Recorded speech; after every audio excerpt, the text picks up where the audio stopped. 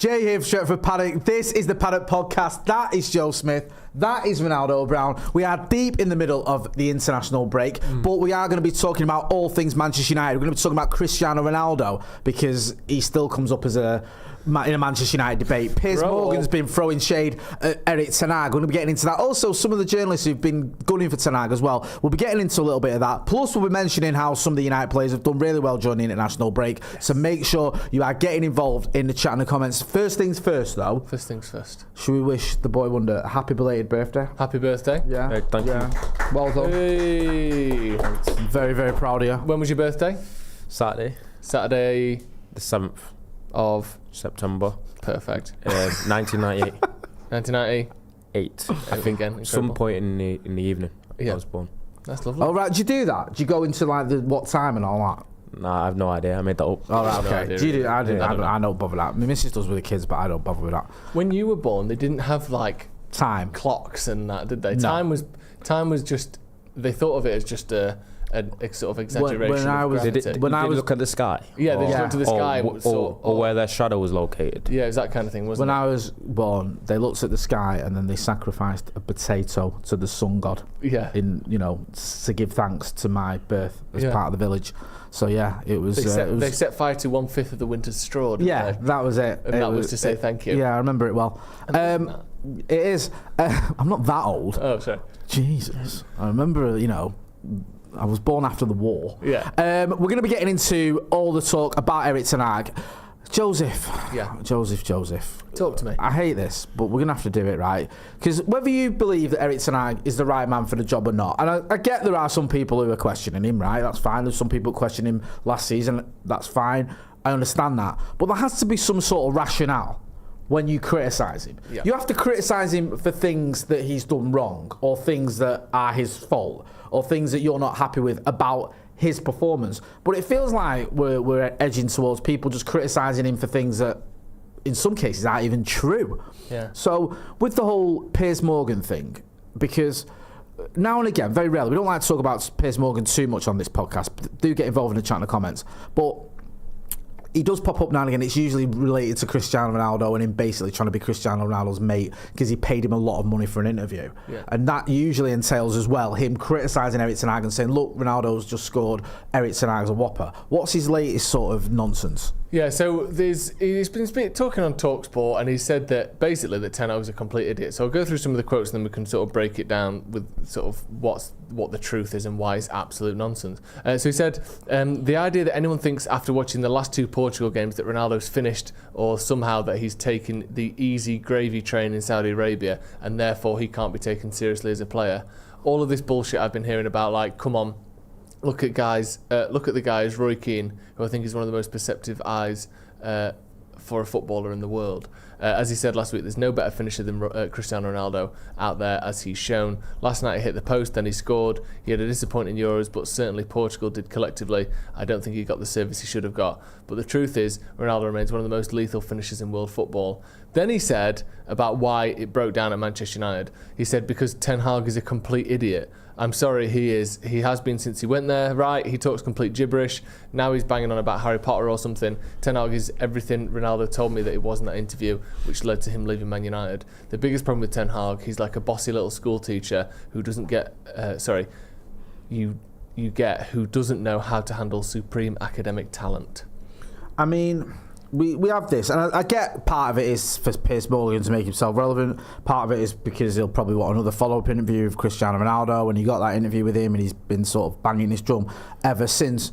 But we all saw what happened with Ronaldo at Manchester United. We all saw how it became pretty much untenable for Erik Ten Hag. And I don't blame Erik Ten Hag for that. I think Cristiano Ronaldo didn't want to be at Manchester United any longer. He stormed off, was it the Spurs game? We all saw that, where he went down the tunnel. He left early in the first game that he played in pre-season. He left at half-time, and the manager defended that. He just acted like someone who didn't want to be there. And also at the time, he was getting picked. He was getting chances, and he just wasn't really, he didn't look like the player that we'd seen previously. And then when the manager did change up a little bit, obviously he kicks off. And that interview he gave with Piers Morgan, where he laid in a pretty much everything about the club, including the manager, made it completely untenable for him to stop. What do you make of all this, Ronnie? Because obviously Ronaldo is still scoring goals. I think he's got 901 goals. You mentioned 901 goals, career goals, scored for Portugal the other night against Scotland, or last night against Scotland. But does that mean he could still do a job for Manchester United? No, it's a little bit of revisionism from Piers Morgan there, because at the time it wasn't just about a fallout. The fallout between Ten Hag and Ronaldo stemmed from the fact that Ronaldo wasn't performing, and his performances were actually affecting the team negatively. And one of the issues with Ronaldo, he's such a big name, a big presence, and an icon of the sport. That would have obviously emanated in the dressing room.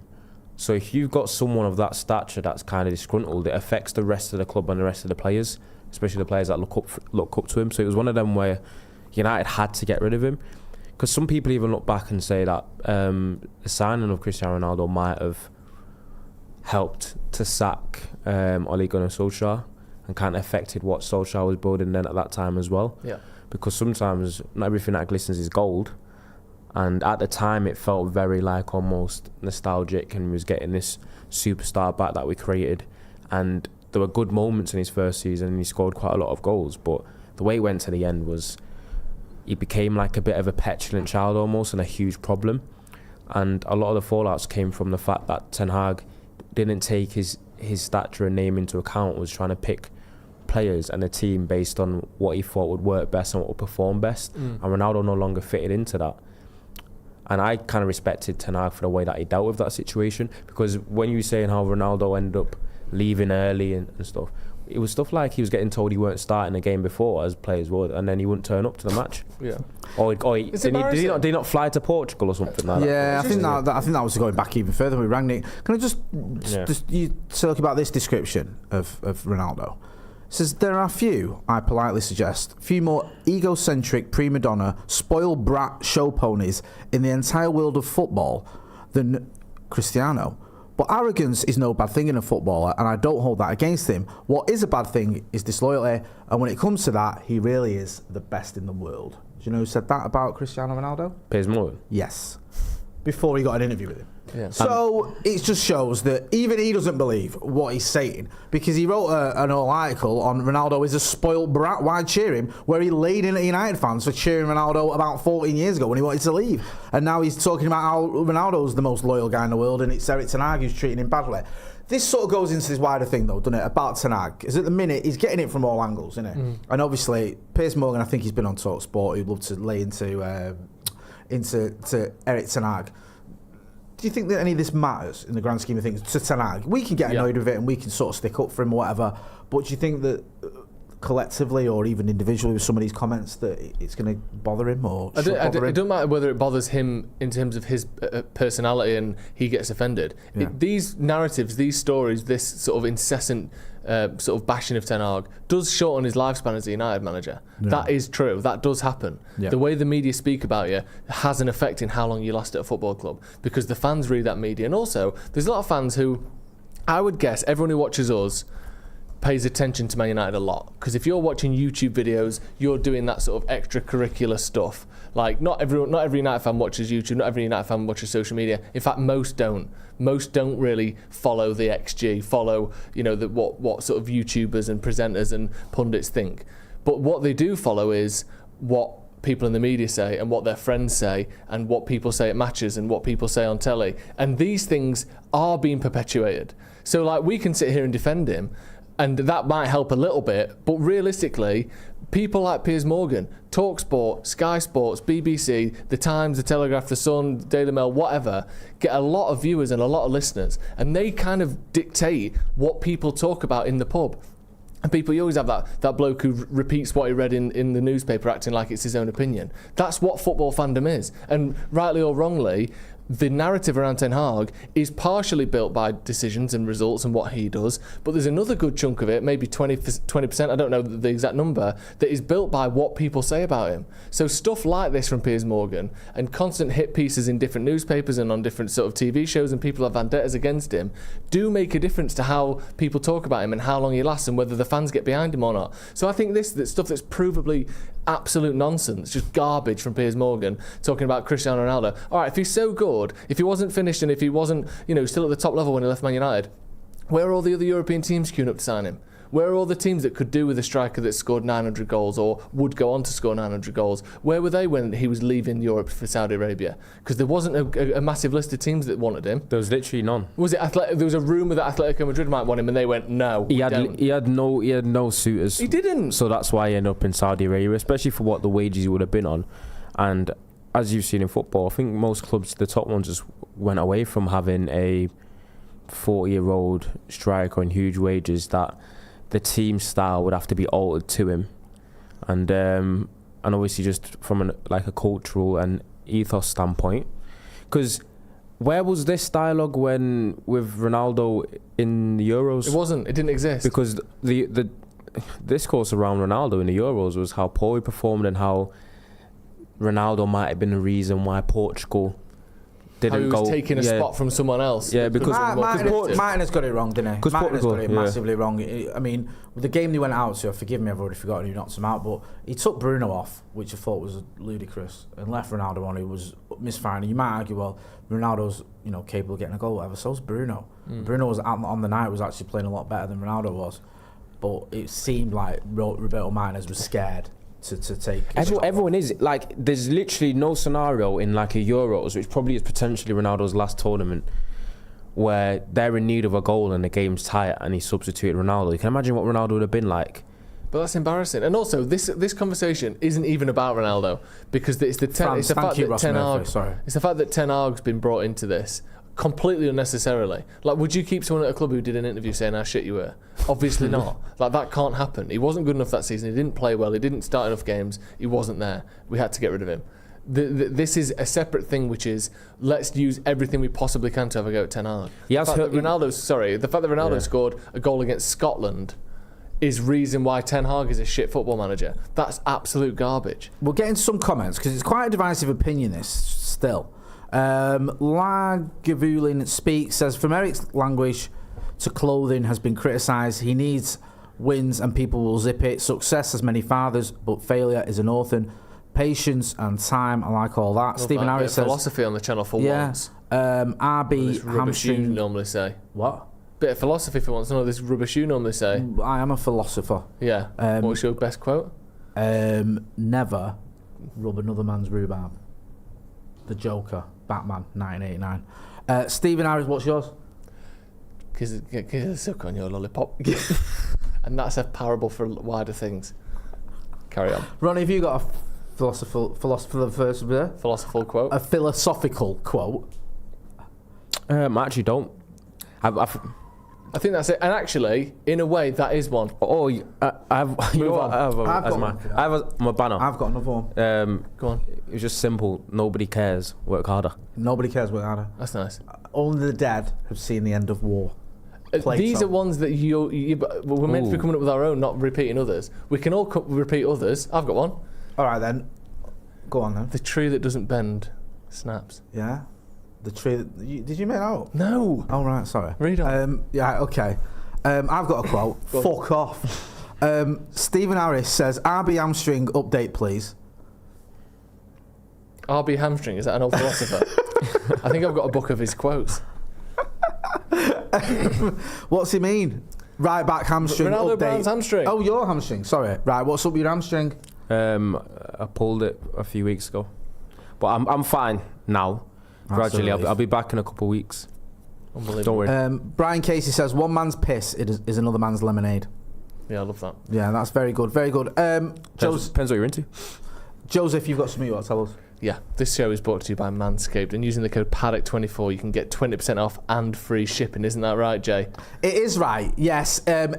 Listen, we tell you this all the time, but I think we need to tell you again, because Manscaped, they're not only the leaders in below the waist grooming, they're also the leaders when it comes to your facial hair as well. And they've got the beard hedger, which is what it says on the trim. What it says on the tin. That works. Yeah. Weirdly, that works. And what I love about the beard hedger, not just the fact it's got titanium coated stainless steel T-blade, it's also got 20 length options, So you can have a beard like his, which is all designer. Oh, look at me, I'm just on my birthday, aren't I smart? You can have a beard like him, which is just basically pretty much almost let yourself go. The occasional little, oh, better get my Manscaped out and sort it out. Or you can have one like mine, with someone who looks after himself.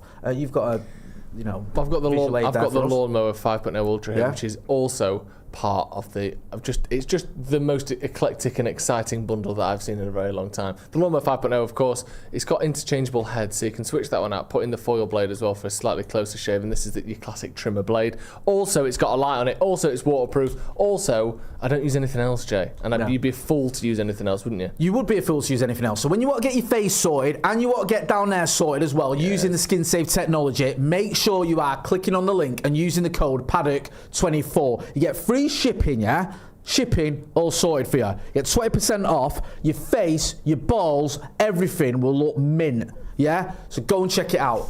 Your balls and your beard will thank you this autumn. Are we in autumn? No. When is autumn officially? September the 21st. Really? Yeah. It's not far away, is it? Not far away, is it? Hey, you look a bit perturbed. Yeah. Why? I always forget that summer does leak into a large portion of Christmas September. is only 4 days into winter. Which shocks people. Yeah. So winter starts 21st of December.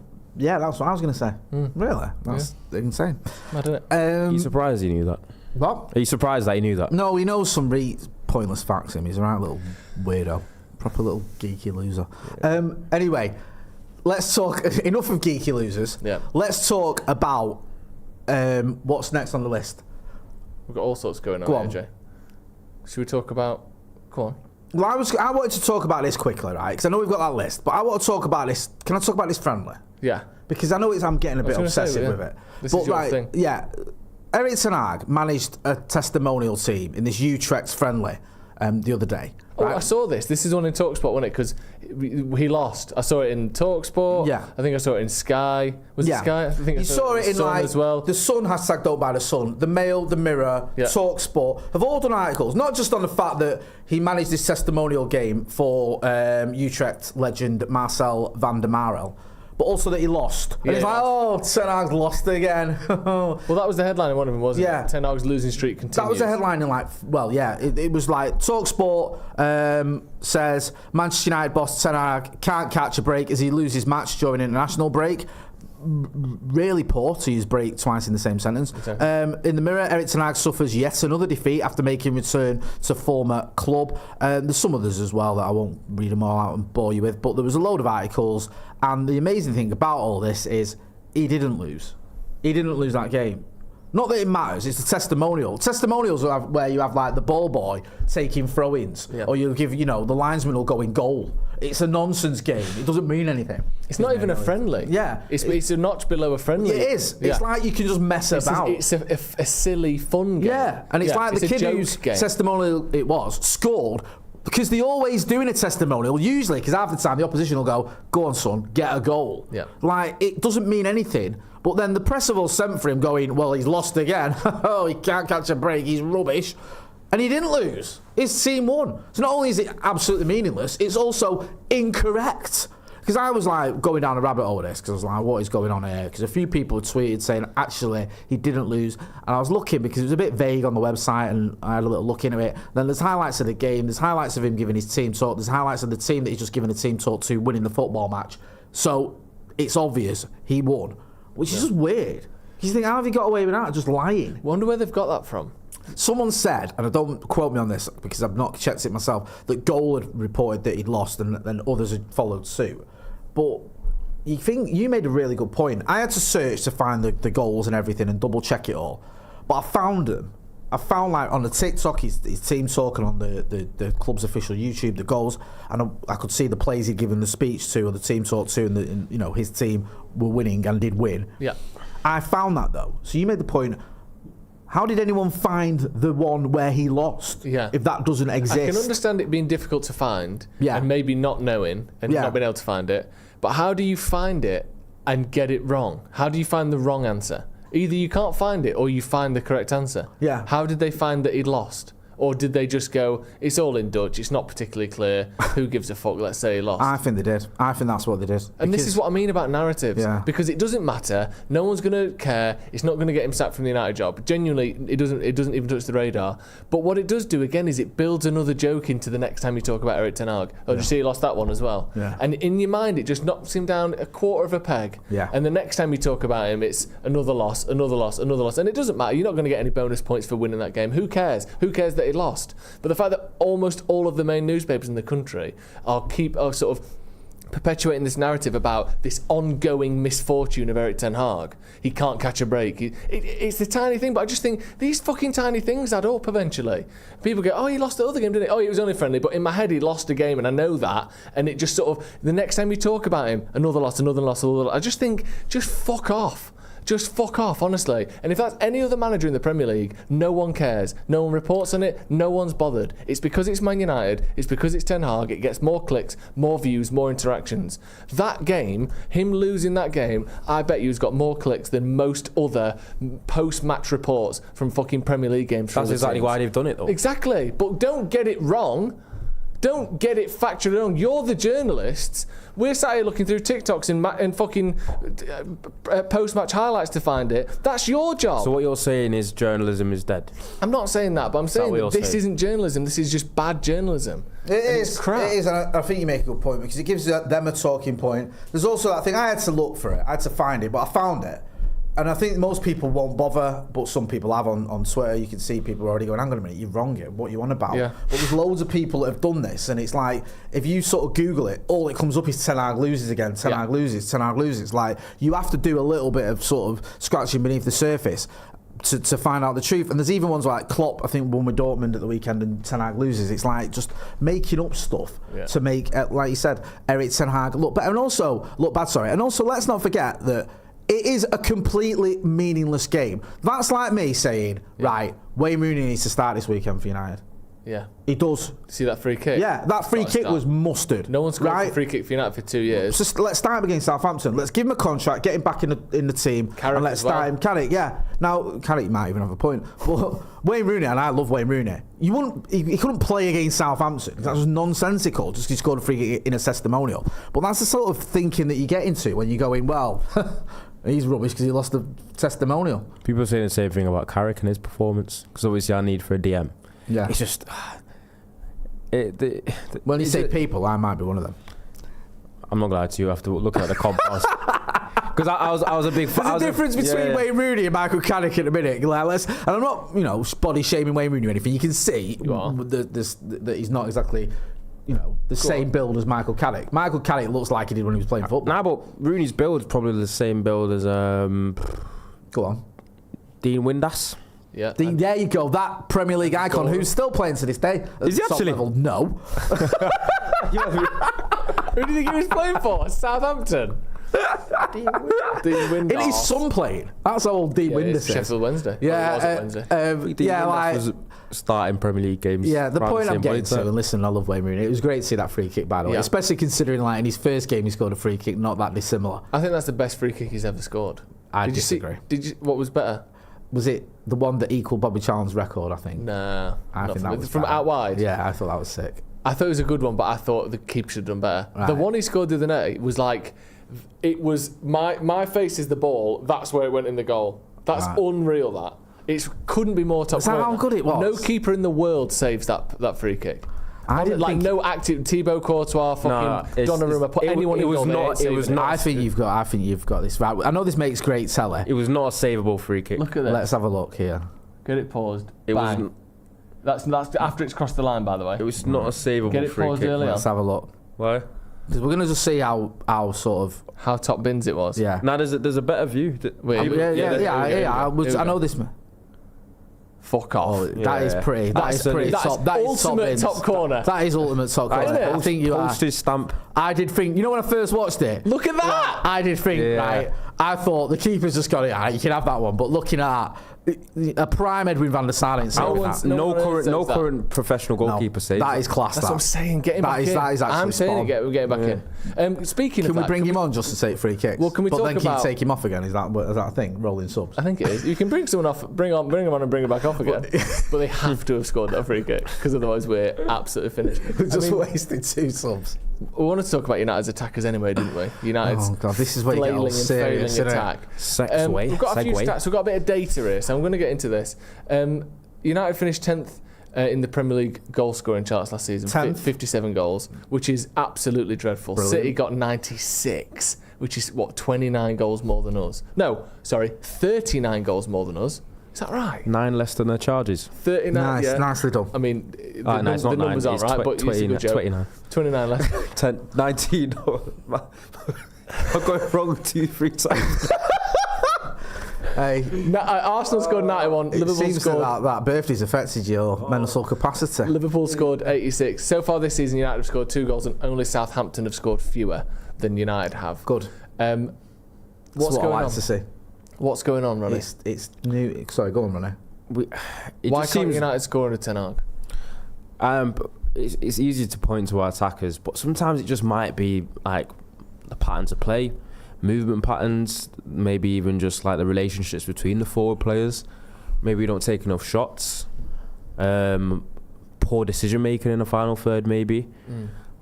But I just think there shouldn't be any world where Manchester United Football Club should be having directly mid-table amount of goals scored. Yeah. And I think even when I'm talking about movement patterns and stuff like that, that really shouldn't matter for the personnel that United should have. Yeah. Because even in Garnacho, Højlund, Rashford, maybe there's not any like world-class forward players in that could be an effect. But even still, I just don't think there's really an excuse. I could not tell you why United have that poor going forward. I've obviously seen a stat as well that under Ten Hag United haven't won a game by 4 goals, 4-0. Yeah, is that right? Either us. We don't smash teams basically. Is the consensus under Ten Hag, and I don't know if that's maybe a mentality thing as well. Are United ruthless enough? Do we take enough pride in our finishing? I don't know. Hard, isn't it? Because we've got a couple of stats here as well. Looking at United's XG per game last season. So basically, how many goals United should score on average every time they play? It was 1.51. And in comparison to other teams, Liverpool's is 2.08, so a full half a goal per game more than United.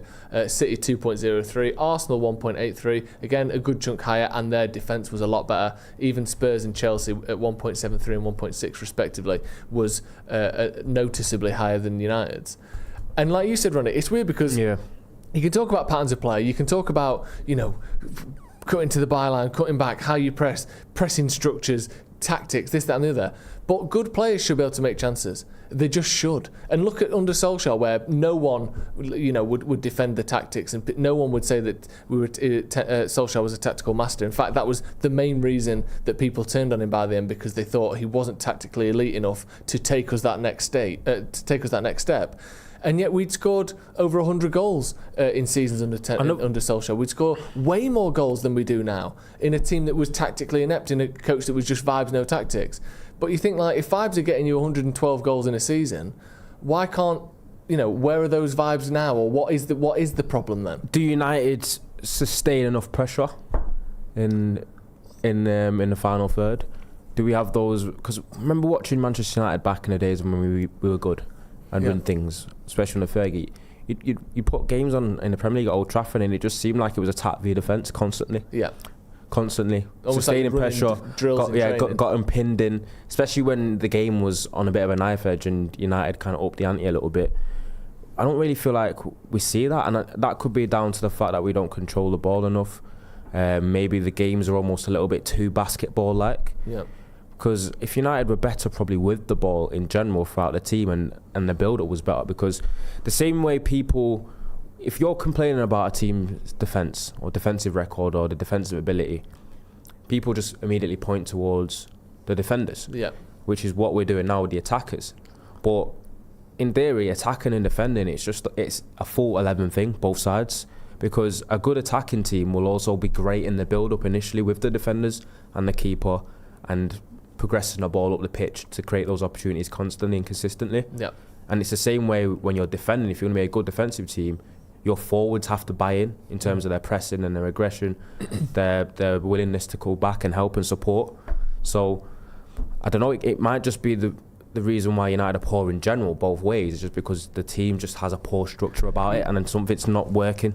You're spot on about the attacking thing, though, because you look at City in certain seasons where they're getting 100 goals every year overall, often getting 100 Premier League goals as well at times over the last few years. And there's been seasons where their main sort of front three would have been Sterling, Gabriel Jesus and Mahrez. And like, Mahrez is a fantastic player. Sterling, I think, is underrated. But none of them are like absolute bagsmen. None of them are like goal scorers. And yet, Sterling will turn up with a 28-goal season. Mahrez will get you 18 goals, 12 assists a year. Gabriel Jesus will chip in with 12 or 15. And then there's another 10 coming from Foden back in those days. There'll be another 10 coming from Bernardo Silva or Gundogan or whatever. And they just do that across the team, and they make goals for everyone. And you don't even have to be that great a player. I mean, they have had some great players as well. But to turn out with big numbers at the end of the year, that if you'd have put those same players or any one of those same players into United in the same position, they're getting a quarter or half of what they got at City. I think we're poor with attacking set pieces as well. Set pieces have become more important now as well. Where you look at Arsenal. You can easily gain a couple of points, a few points extra through just being better at set pieces. You can easily get 5 to 10 more goals in a season. But United just have very little attacking threat from attacking set pieces, and sometimes we look weak defensively as well. So that could be a factor. You talk about the likes of the two best teams in the country are Arsenal and Man City, and the reason is because the way that those clubs have structured those teams and the managers, they've made them so like multifaceted, where they can just almost score in any way. Man City and Arsenal can bludgeon you in the box, but they can also football you to death as well. And I was speaking about with Steve earlier, football has gone to a stage where every single team presses high. So but every other team doesn't want to play long either. So you're getting a lot of opportunities already this season where teams that don't have the ability to are trying to play out and getting caught and getting sprung on and conceding chances. But two of the best footballing teams in the country, in Arsenal and City, also go long when they need to, and it's the reason why they start the likes of Havertz and Haaland up front, because we're dealing with managers in Arteta. I'm not putting him in the same ballpark completely as Pep, but he's a good gaffer. Stylistically, where they thought, if we're playing against teams that are pressing us high and we need to go a little bit longer, we have the personnel up top that can hold the ball up and stuff. You just sometimes need that bit of adaptability, and I don't know if United can probably introduce that a bit, is what I was thinking, with probably like a Højlund up front. Just more physicality in the team.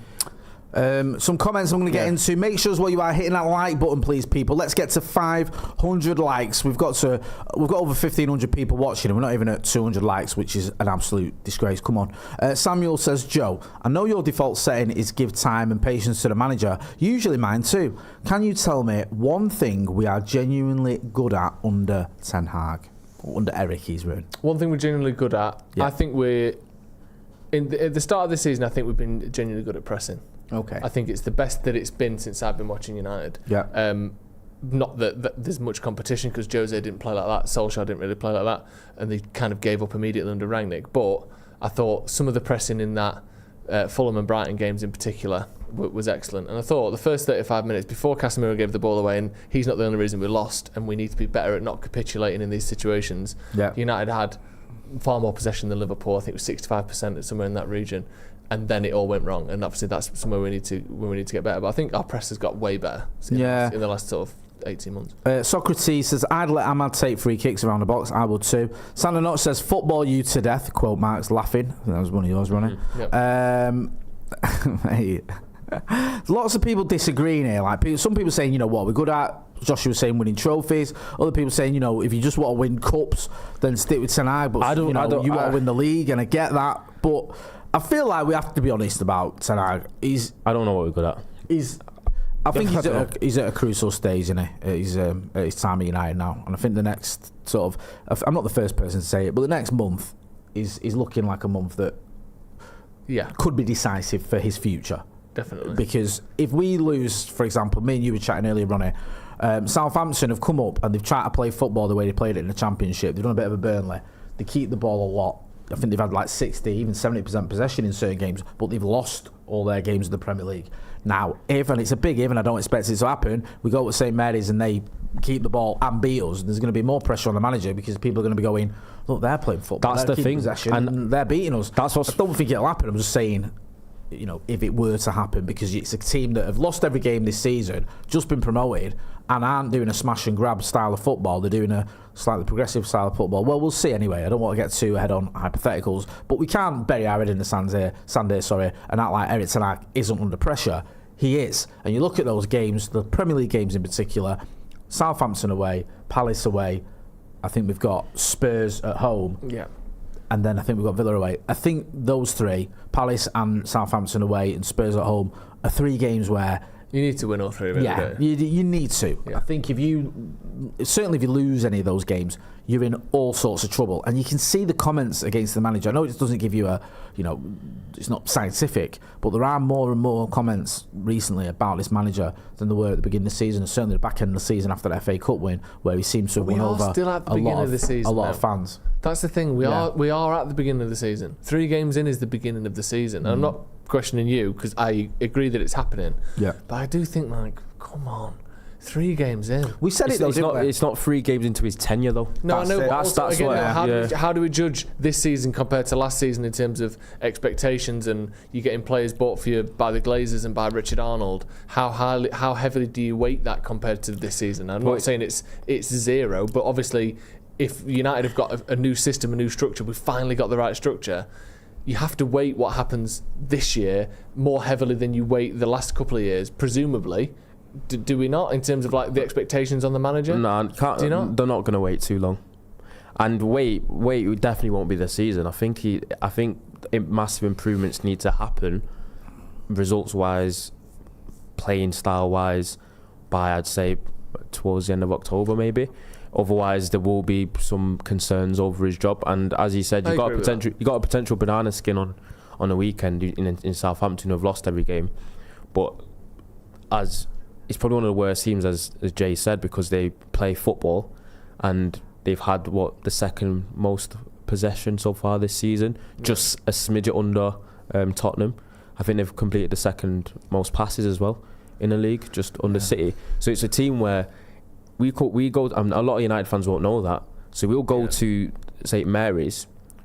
They'll have good bits of playing football and bopping it about, and United fans are going to be like, how can Southampton do it? I can see it happening. If we don't win that game, if you don't beat Southampton, and even if it's a draw 1-1, and the stats are like Southampton had 60% possession, which they're actually very capable of against us, by the way, it's from an optics standpoint, it won't look great. No, that's why I said I don't like the game. That's what I told you, Joe. I don't like it. It'll look horrendous. Yeah. We feel like, we are being sort of not critical of ten Hag because we're kind of sticking up for him, but he is getting it from both barrels. And a few days ago after the Liverpool game, I just want to go back a little bit. Yeah. Talk about Arne Slot, because usually managers are quite kind to each other, aren't they? You know what I mean? They'll praise the opposition especially after they've beat you. Do you know what I mean? They'll be like, oh, he's whatever. You can see what he's trying to do, whatever. Arne Slot sort of kind of stuck the knife in a little bit with ten Hag, just in the sense that and I don't know if he meant to do it or if it's the way it was perceived, but he explained how he got that win. And then some people looking at it going, look, he knows how to beat Manchester United. He knows how to beat an Erik ten Hag team. So this is what he says.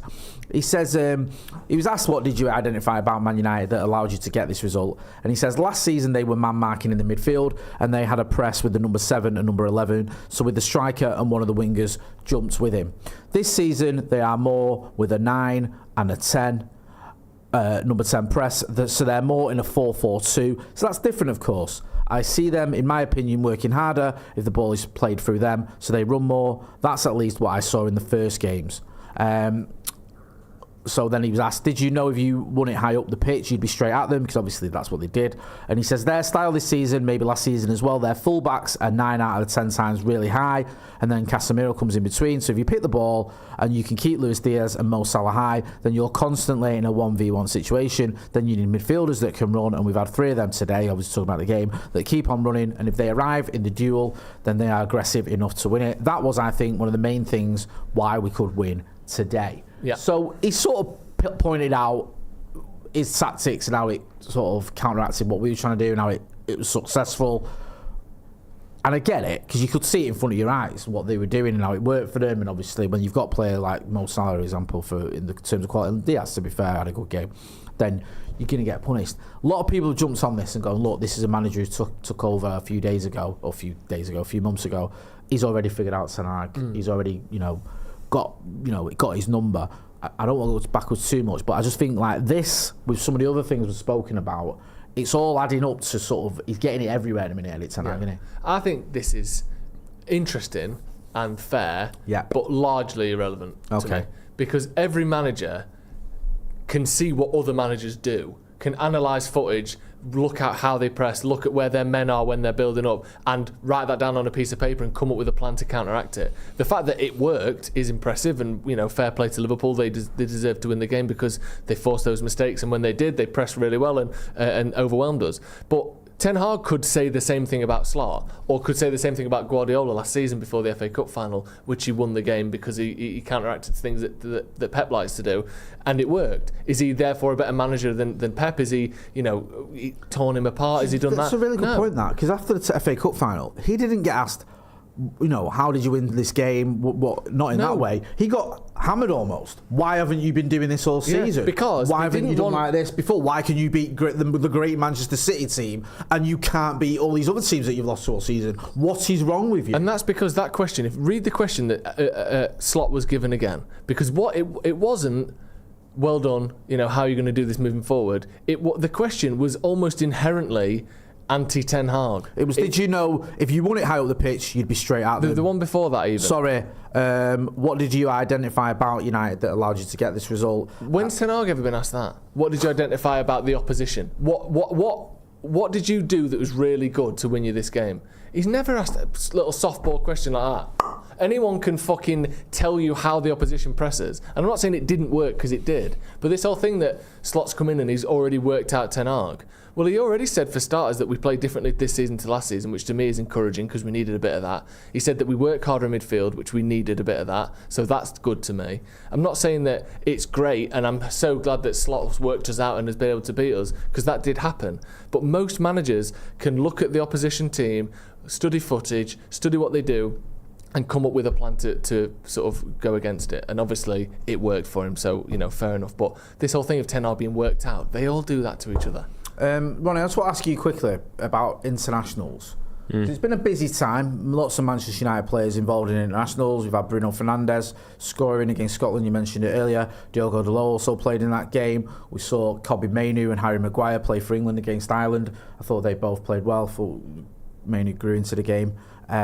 Joshua Zirkzee, he played, I think it was against Bosnia, as did Matthijs de Ligt. Zirkzee got a goal and assist. De Ligt got a little bit of stick. When you look at these games with these international, what is it called? Nations League. Thank you, help me out there. Do you look much into them when you watch United players? Do you care? I'd like for him to do well. Yeah, but I'm just a United fan, really. Yeah. So I'm more bothered about them coming back without an injury and performing well. If I see him do well, great. But I'd rather see him do well for United, especially where we are now. And international weekend, I barely watch any of the games, if any. Also what I mentioned, Garnacho got an assist according to Ridwan, with you, I believe, and Ugarte played 80 plus minutes. I'm in kittens. That's what I was monitoring. He was starting. I was like, oh my God, don't let him get injured. Yeah. Already feels like the wheels had come off if he got injured. What do you make of the international breaks? It's been a positive one for Manchester United. I think we've had almost every player who's played has done well. Yeah, goal scorers getting goals is always good. De Ligt's got a bit of stick. Sorry, I should add. Go on. I like goal scorers getting goals. Zirkzee getting a goal and assist for Netherlands. It's his first goal for him. That'll be a big thing for him. Yeah. For him and his family and his friends and his confidence. That's a big thing. So I like that. I don't read too much into it. The fact, like I said before, Ronaldo scoring a goal against Scotland doesn't make him, all of a sudden the best player in the world again, like he has been so many times. But Joshua Zirkzee getting a goal or not, obviously getting a goal is better. More confidence, getting on the ball more, feeling like he's part of the national team now, like he's stepping up in his career, like he's building a bit of momentum. That sort of stuff is good, and it does help. And again, like I always talk about confidence and momentum, and people, it's hard to talk about because there's no stat for it. But if he's going to start being a regular for the Netherlands, that puts another little thing in the back of his head going, I'm a fucking good player. I can do that. I'll take a chance here. And, you know, we all know, on our day, me and you, Jay, can put the ball in the top corner from 20 yards out. Doing it 10 times out of 11 is what separates the best players in the world from not. And confidence will mean that Joshua Zirkzee is more likely to be successful for Man United. So I'm happy that he scored. Yeah, it was a bit weird after the Liverpool game because I thought he should have scored, but some of the reaction, why have we bought him? He's a duffer. Another wasted Ten Hag signing. You think, what are you on about? Like, you got to give him time. He's not had much of a summer. I don't think he played. He played like 4 minutes or something in the Euros, didn't he, in total? So he didn't feature in the Euros. I don't even know why they took him because apparently he wasn't even fully fit. So it's a bit weird. Didn't have a pre-season, as we all saw. He didn't feature in pre-season, did he? No. And then he's coming to the side and he's playing a little bit of catch-up. So I like Zirkzee. I think he's a player. He'll build up as well. Yeah. He's come from a slower league and he's a bigger guy. Yeah. And at times he looks a little bit sort of clunky and unconventional. But I do think that he's a good player. And once he speeds his play up and he realises that you can't take a touch and then jog to it. No. You take a touch and you sprint and you make the pass first time. All that stuff that you can see the sort of shock of the Premier League on him a little bit. Once he gets used to that, I think there's a very good player in there personally. With all that being said, with everything we've discussed, who is your Wally of the week? Go on, Ronnie, you go first this week. Oh, Never has one. is that why he comes to me first? I like to, yeah, just to see if you've got Just one. to see if I had one. Why am I caught out every single week? It's weird. I love the fact that you seem genuinely surprised every single week that we do this. You're like, well, right, yeah, what's that? Wally of the week? Have you got anyone that you feel?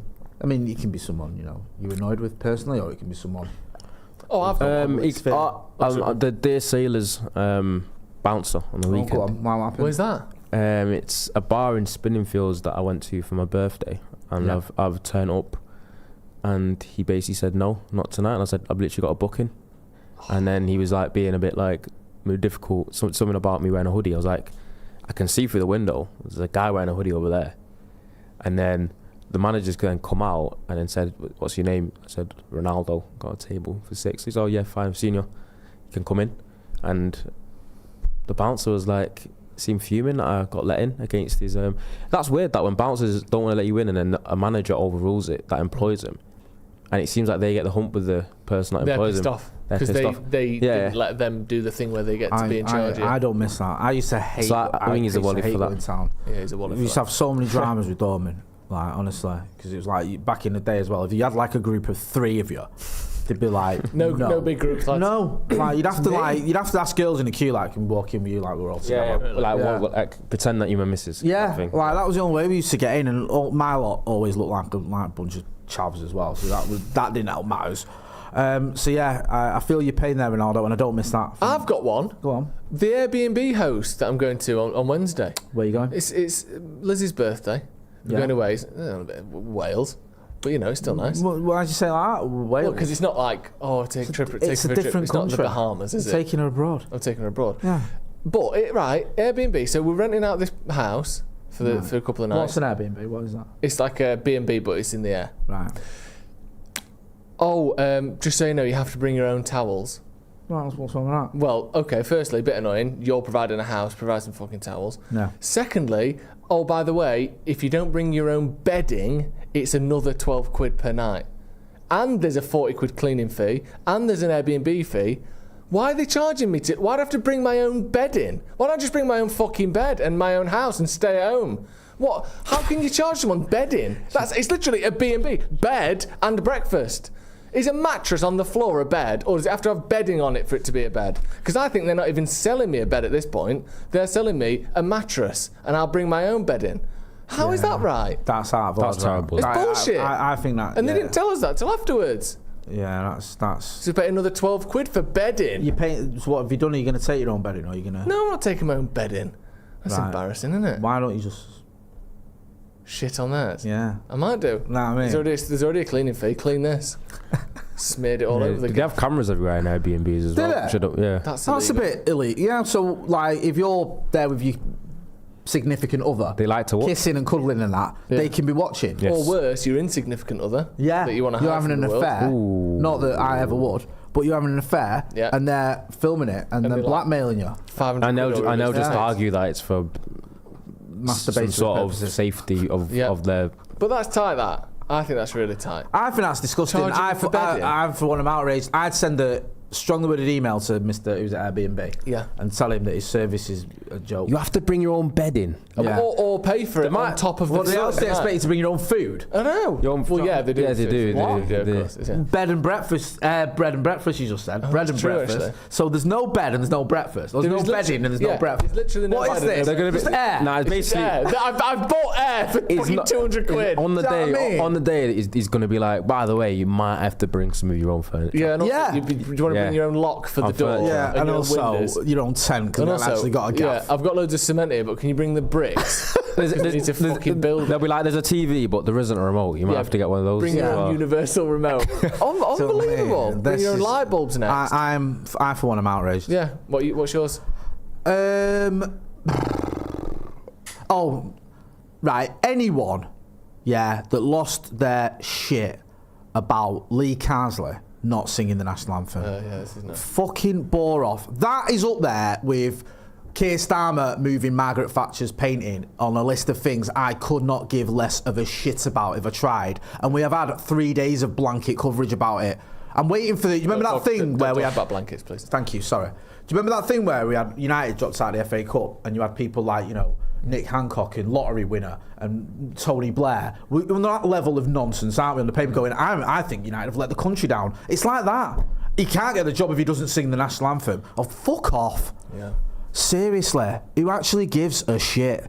Phil Sheridan says they had a strategic review. Clues in the name. Strategic means there's no chance they fire Ten Hag this season unless a proper replacement is available. That's a good point. There has to be someone else, unless you're just going rude, have it to the end of the season. But at which point are you not just sort of? If it's that bad that we need to do that, then it is going to go, isn't it? Yeah, he is. Lots of people commenting on your Airbnb thing as well, Joe. It's garbage. And it's like 40 quid for a cleaning fee, 30 quid or something. What are they cleaning it with? How many of them are there? I don't know why you go away, man. Just stay at home and not. Yeah.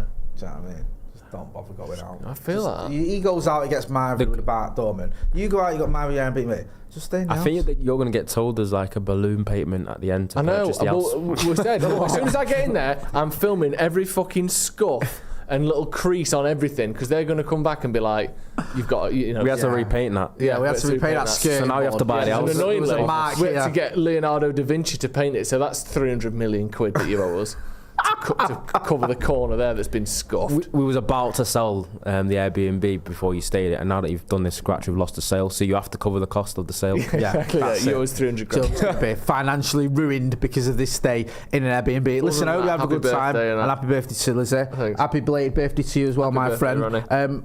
Thank you to everyone who got involved in the comments in the chat. Akash K, who's been a member of the first team for 7 months, says if United finished 8th again, will we be saying no replacement for Ten Hag? I wonder. If he finishes 8th again, unless he wins all the other trophies available, he's done. Yeah, 8th in a treble. Yeah, I think his goose will be cooked. Yes. Ronaldo, always a pleasure. Go and check him out on the socials. Go and check out Joe Smith on the Sloppy Joe's podcast, one of the best podcasts out there. Big thank you to Manscaped for sponsoring this podcast. Don't forget to use code Paddock24. There's a link in the description, so go and check them out. 20% off and free shipping. Plus, if you're not doing already, make sure you are hitting like, share and subscribe. This has been the Paddock Podcast. I've been Jay. Thanks for watching.